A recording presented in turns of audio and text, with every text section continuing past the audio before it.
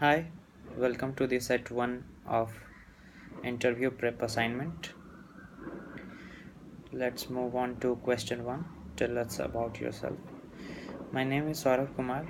I have more than 5 years of experience in IT, and out of those I have spent 3 plus years in performance testing and nearly 2 years in data analysis.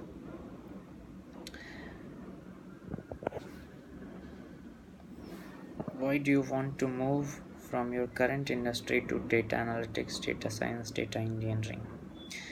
I want to move to the data science space because it fascinates me. I love data and I want to play with data, find actionable insights from it, want to ask the right questions from data and see what its answer is. What did you learn in PGTTA course? We learned so many things in PGTTA course, starting from the basic of everything like R, Python, Tableau, SQL, Excel. We were taught advanced Excel as well. After that, we were taught the CRISP TM framework, the data warehousing, how modeling is done, the EDA process, everything, how to gather data, how to store it, how to clean it, how to manipulate it, everything. So after that we were taught machine learning algorithms like linear regression, logistic regression, SVMs, time series forecasting, decision trees. We were also taught the statistical inference, in which what is hypothetical test is, what is type 1 error, type 2 error, everything like that, what are confidence intervals, what are the applications of all these in the industry, and uh, everything. And we worked on so many projects for each and every of these mentioned topics. So it was a very vast and very uh, meaningful course. Tell us about your favorite project from the program. My favorite project, almost every project is favorite, but I would describe about my first project. That was investment case study in which there was a startup company which was interested in investing only in English speaking countries in the range of 5 million to 15 million range. And there were different types of segments like venture, seed, private equity, and a list of countries was also given. Out of that we found which of these countries uh, are English speaking countries, and which is the segment out of these segments in which falls in the range of 5 to 15 million dollar range. We found in our study that venture is the right segment for this startup company. And also it wanted to find out the top 3 countries in which already most of the funding is English speaking countries, in which most of the fundings is being made. So in our analysis we found that it was USA, then Great Britain, then India. And then we had to identify the top 2 sectors in each of these countries in which the most of the funding is being happened. So likewise we found 2 sectors each in each of these 3 countries. And the startup company will invest in the venture type of start investing in venture funding for all those sectors in the mentioned countries.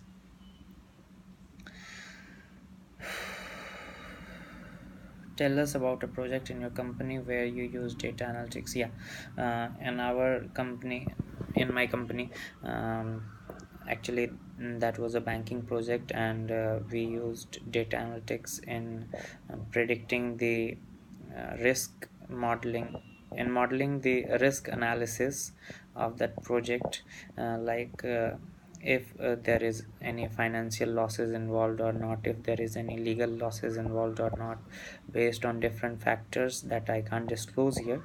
But we used R, and we used logistic regression for that project. What are the typical steps, checkpoints in a data analytics project?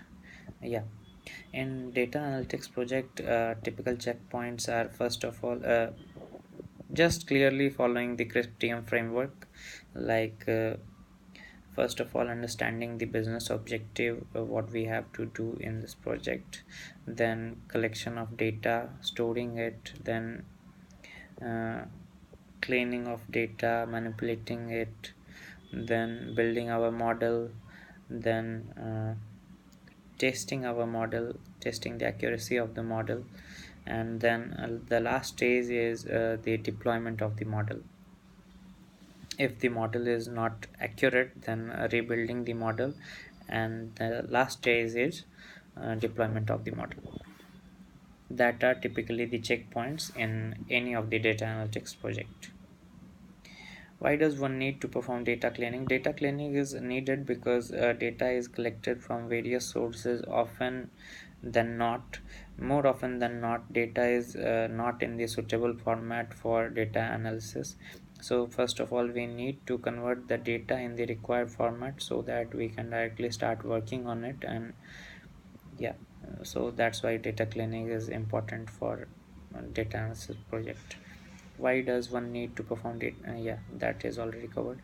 What is model overfitting? Model overfitting is something like, if we have any data set and we are breaking the data set into training and test data set, and if the model is performing extremely well in the training data set, but when it comes to other part of the data sets, like for validation data sets or the test data set, it is not able to perform that well, then we can say that model is overfitting the data training data set.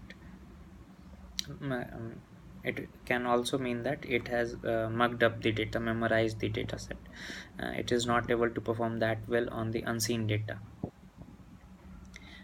uh, yeah, it is undesirable. How, explain with an example. Example can be uh, email classification like spam or ham. So given on given data set, it can perform extremely well and classify the between the spam and ham emails, but if given some other data set, then it will not be able to classify them successfully with the same accuracy.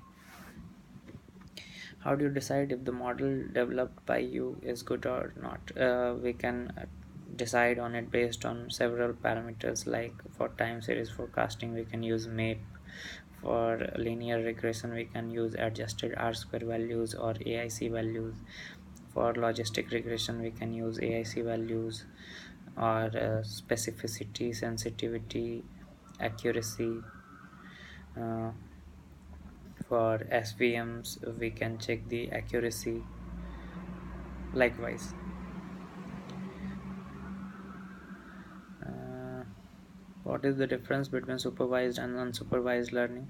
Main difference between supervised and unsupervised learning is, in supervised learning we are given the data labels, and according to which we have to classify the data into different classes. And in unsupervised learning there is no such data labels present, and we have to just randomly classify the data sets in different segments. So give an example of which, example of supervised learning can be um, some labels according to which we are going to classify our email data set into spam and ham. And example of unsupervised learning can be clustering, in which there is no data label present and we just have to classify the data set based on the different we just have to classify the data set into different clusters. How will you handle missing data? We can handle missing data by employing missing imputation values.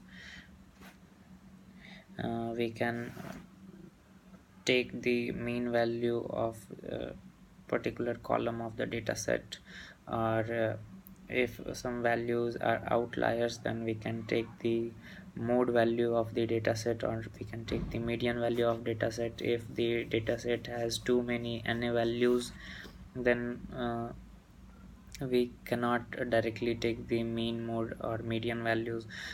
We can simply choose to ignore those rows in which any values are present, or we can also we can also want to keep those values as NA only. If it depends totally on the business needs. On rolling a dice, if you get $1 per dot on the upturn phase, what are your expected earnings from rolling a dice? This is a mathematical question. This will need some time, so I'm skipping this question in this set. Moving on to the next set. See you guys.